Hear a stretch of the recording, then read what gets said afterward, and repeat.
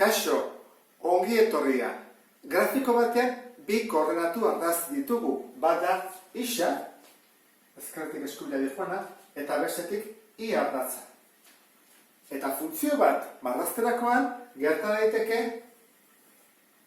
bai ardatz bat eta bai bestea ebakitzea. Hemen adibidez ebaki du, hemen ere bai eta hemen ere bai.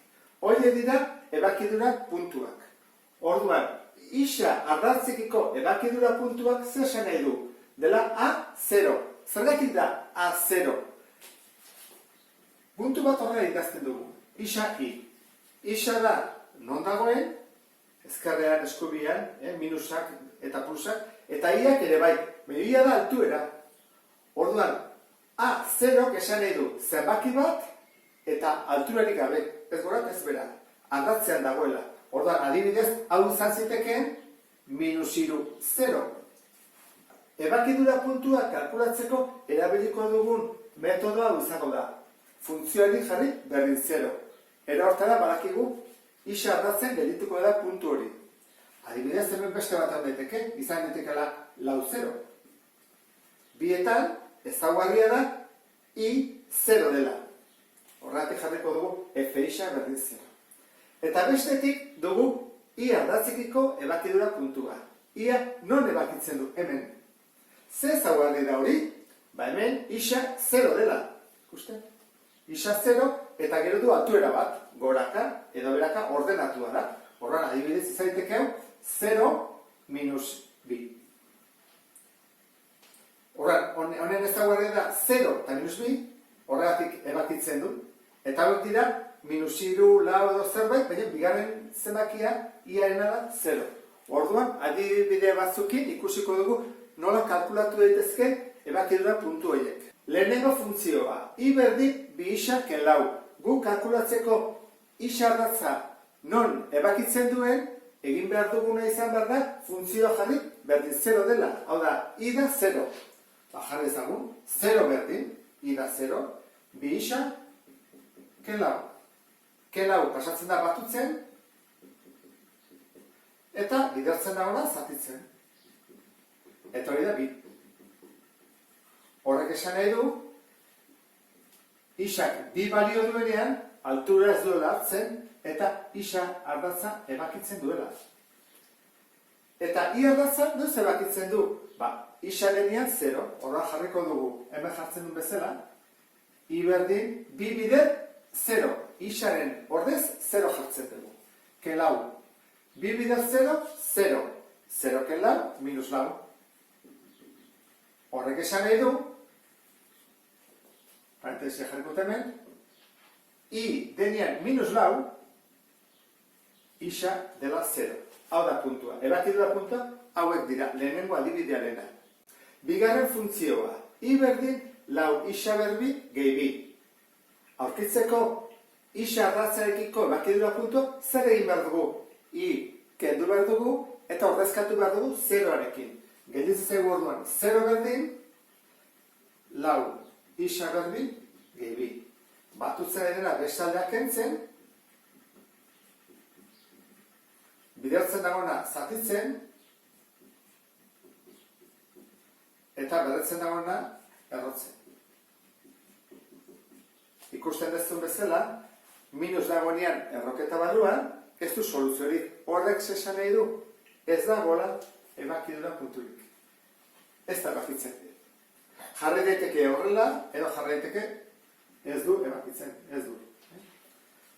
Funtzio honek baldu I ardatzarekiko ebakidura puntua, hortarako zer egin behar dugu? Isaren ordez jarri 0. Hori dugu, I berdin, lau bider 0 berbi gehi bi. Lehenengo berraketa egin behar da. 0 bider bere burua, 0. Bider lau, 0. Orduan da, 0 gehi bi, bi. Badu ebakidura puntua. Horran jarriko dugu. Iaren lekuan, bi. Eta isa zen bada, esan dugu 0 dela. Orduan, badu ebakidura puntua. I ardatza ebakitzen du. Isa ardatza, ez. Hirugarren funtzioa, I berdin, lauke isa berbi.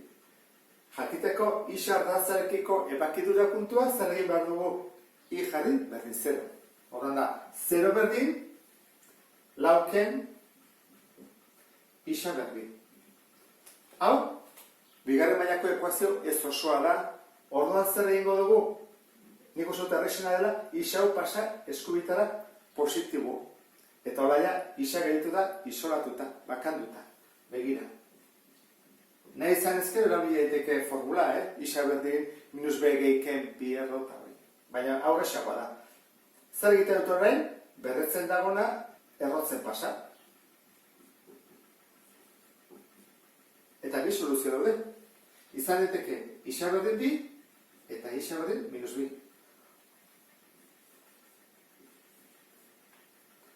Funtzio honek orduan, bi ebakidura puntua ditu. Bat da, bi 0, eta besteak minus bi 0.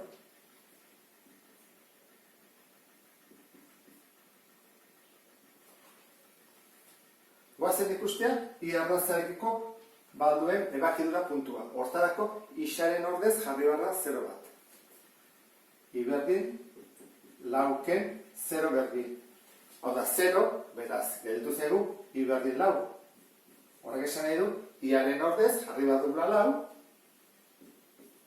eta isa esan dugu 0 dela. Ebakidura puntu bat dago. I ardatza ebakitzen du puntu horretan. Laugarren funtzioa. I berdin, isa berdin, ken bederatzi, zati bost. Zer egin behar dugu jakiteko isa ardatzarekiko ebakidura puntuak? Beti bezala, I jarriko dugu berdin 0. Orduan gelditzen 0 berdin, isa berdin, ken bederatzi, zati bost. Bost pasatuko dugu zatitzen dagona, bidertzen. Bost bider 0, 0. Orduan, hori egina dago. Horrein zen pasatuko dut beste aldera, ezkerreko atalera, errexena, hau da ez da, minus delako. Plus bihurtzen da, berretzea dena errotzen, eta horrek bi soluzio ditu. Uratuko duzu bezala, hiru izan daiteke, hiru bider hiru bederatzi delako, eta minus hiru ere bai.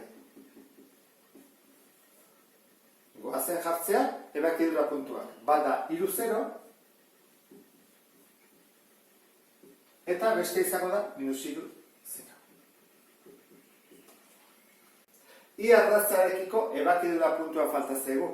Orduan, isa ordezkatu behar dugu 0-kin. Jarriko dugu I berdin, 0 berdin, ken bederatzi, zati bost. 0 berdin da 0, eta ken bederatzi da minus bederatzi. Puntu honetan. Orduan, izango da 0, eta hemen minus bederatzi bost. Ikusten ez du ezaguarria ez da. Isa ardatzarekiko da zenbaki bat eta gero 0, eta I ardatzarekiko 0 eta gero zenbaki bat. 2, minus lau, edo minus bederatzi bost. Honekin bukatzen dut, beste bat arte, agur?